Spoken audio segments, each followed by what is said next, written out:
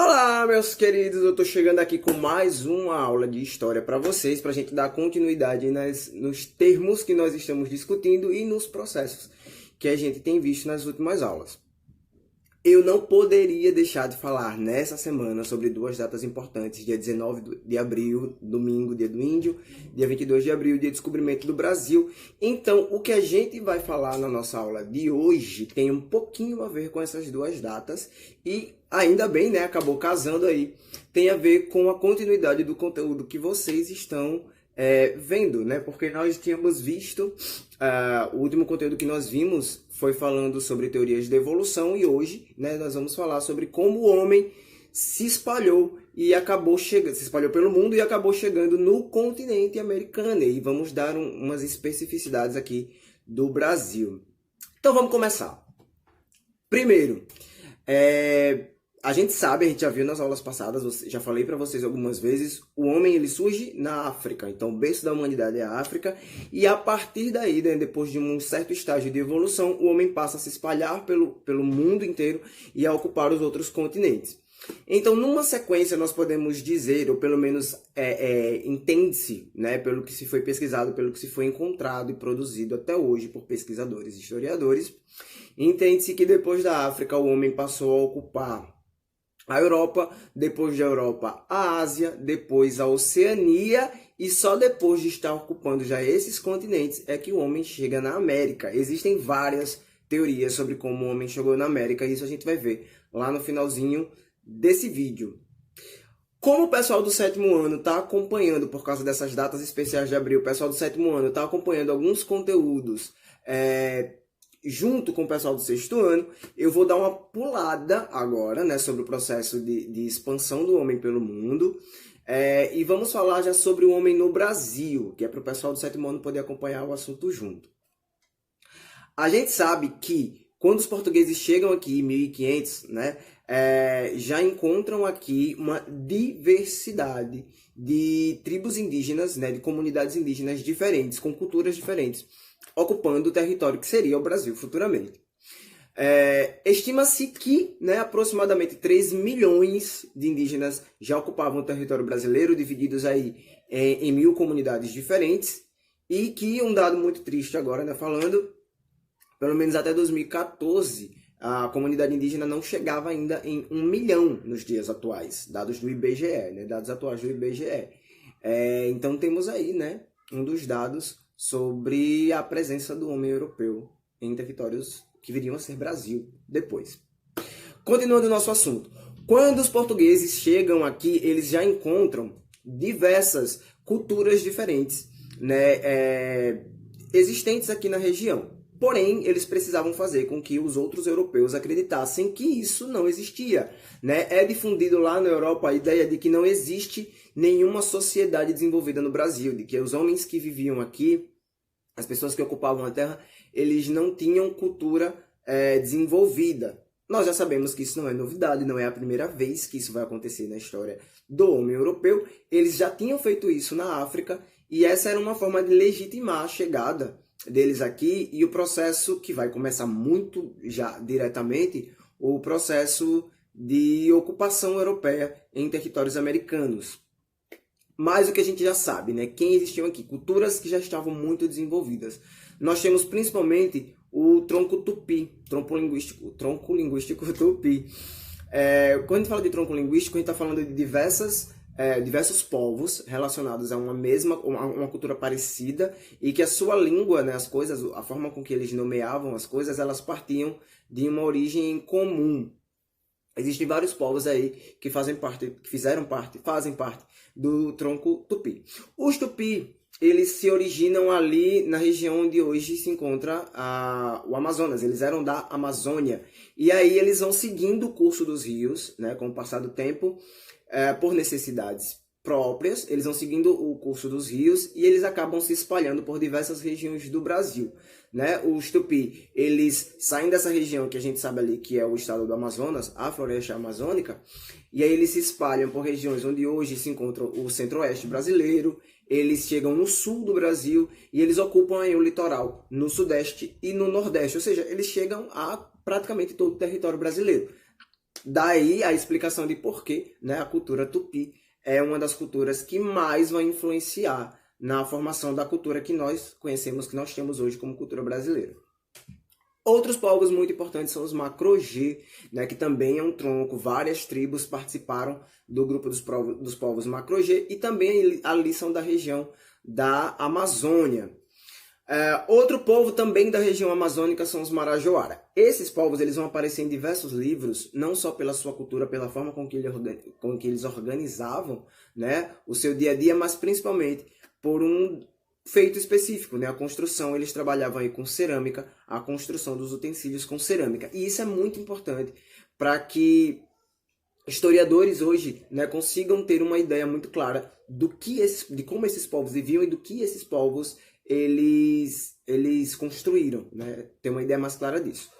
Outro grupo muito importante são os povos dos sambaquis. Esses deixaram aí para pesquisadores, para historiadores, né, uma gama diversa de sítios arqueológicos espalhados por todo o litoral brasileiro. E assim dá pra gente ter uma ideia. Eu não estou me aprofundando em nenhum desses povos, viu, gente?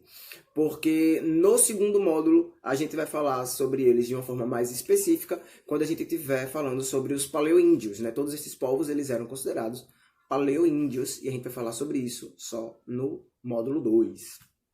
Eu estou falando sobre esses povos agora para mostrar para vocês a quantidade de povos diferentes, de formas diferentes de se viver, das culturas diferentes que já existiam em território brasileiro, quando em 1500 os portugueses chegam e se fixam, né, por aqui. Né? Como eu já tinha falado para vocês, é vendido a ideia de que não existe nenhuma cultura desenvolvida no Brasil e que hoje a gente sabe que isso é uma mentira.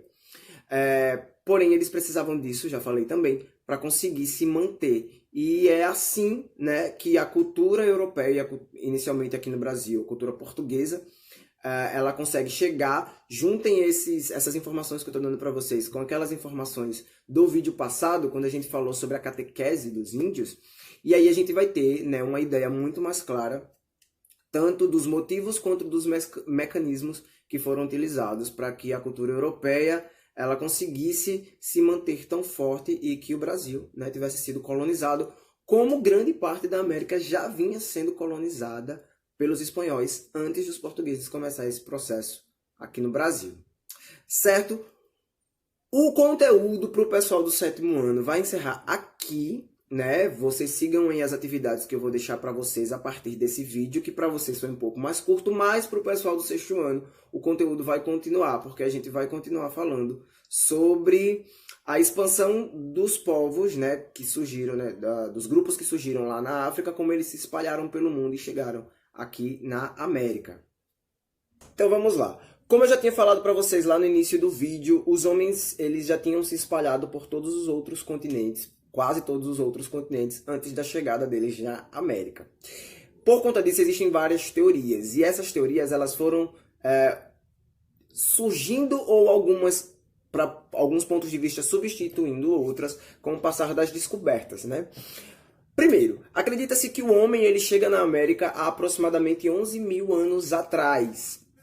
Essa teoria é uma teoria ainda muito acreditada por grande parte dos pesquisadores, mas que era praticamente a única teoria até a década de 70, 80, né, quando novas descobertas começaram a apontar para uma nova direção, uma nova ideia de pesquisa.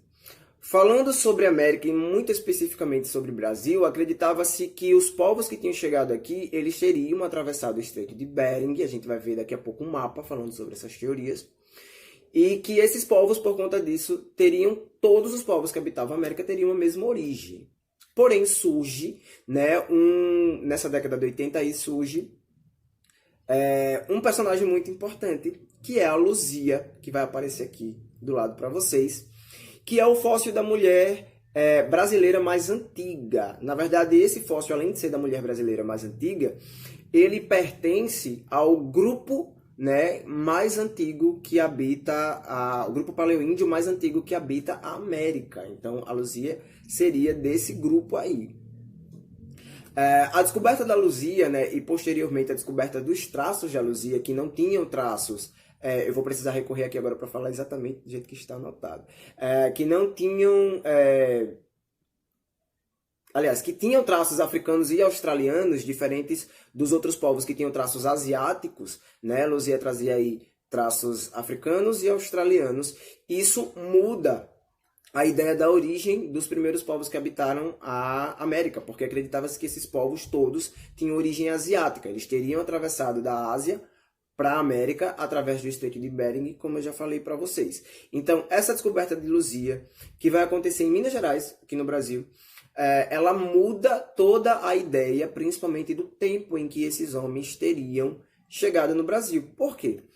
Porque, como eu falei para vocês, a teoria mais crível até então era que o homem teria atravessado o Estreito de Bering há aproximadamente 11.500 anos. Porém, o fóssil de Luzia, ele data de 12.000 a 12.500 anos já no sul do continente, já aqui no Brasil. Para a forma, né, para o ritmo com que eles se moviam, com que eles imigravam de região para região, era impossível eles já terem chegado no Brasil, basicamente na mesma época em que acreditava-se que eles estivessem chegando no continente americano.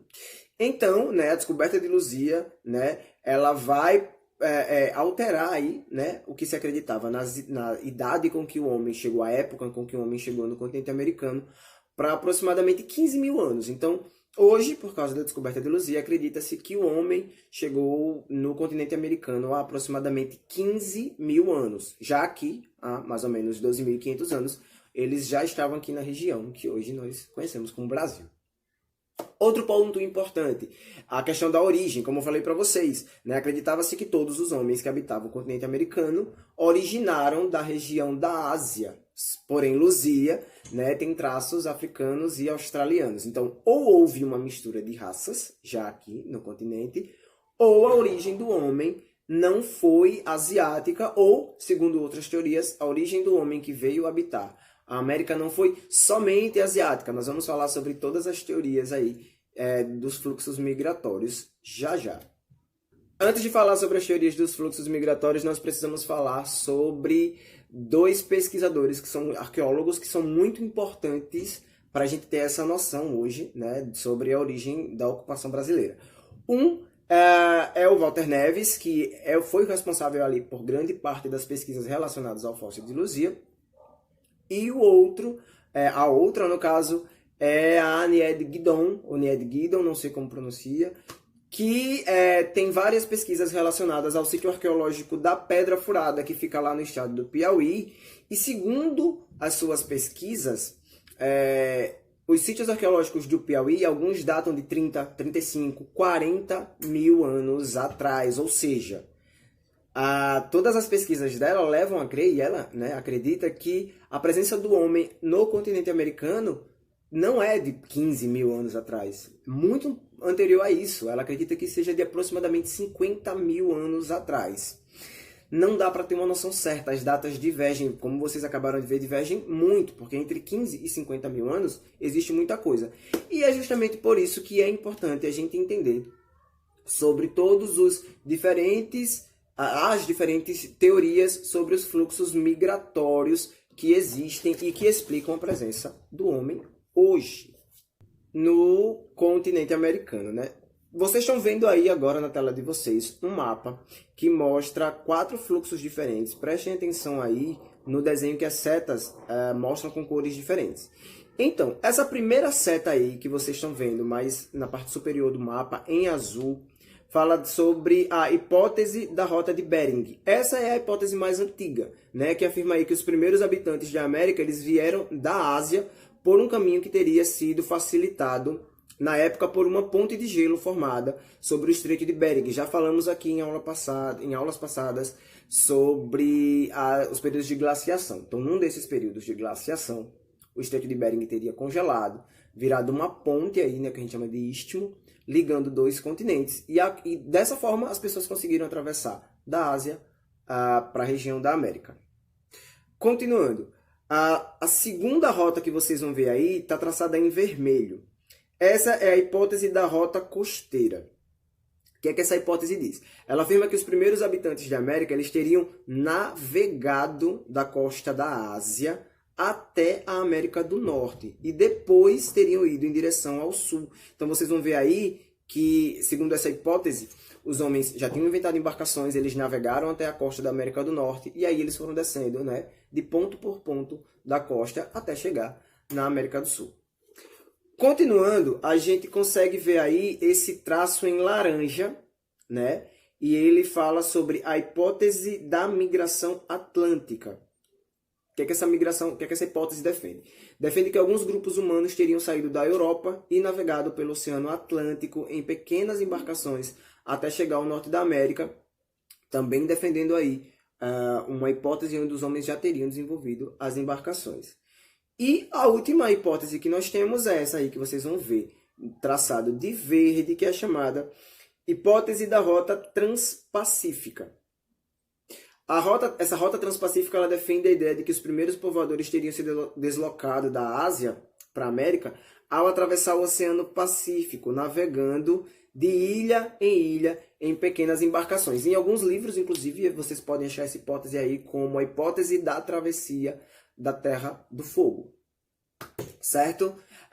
Esse foi o conteúdo para a aula de hoje. Vimos um pouco sobre culturas de povos indígenas que já existiam no Brasil antes da chegada dos portugueses. Vimos aí várias hipóteses sobre como esses povos chegaram na América e como eles se espalharam pelo continente, certo? Até a próxima aula. Façam as atividades. Estou esperando vocês. E até! Gente, eu já tinha encerrado o vídeo, mas eu vi que eu precisava voltar e compartilhar uma coisa com vocês, porque eu vi que quando eu encerrei o vídeo, quando eu já tinha finalizado o conteúdo, eu falei sobre a Luzia e a gente já tinha conversado, em algumas turmas, a gente já tinha conversado sobre a Luzia em sala de aula. Luzia é aquele fóssil, como eu falei para vocês, apresentei aqui no vídeo, fóssil de mulher mais antigo do Brasil, e a gente tinha falado justamente sobre as diferenças entre o que a gente entende de um adulto hoje para um adulto daquela época. A Luzia, ela morre ali entre 20 e 24 anos, né?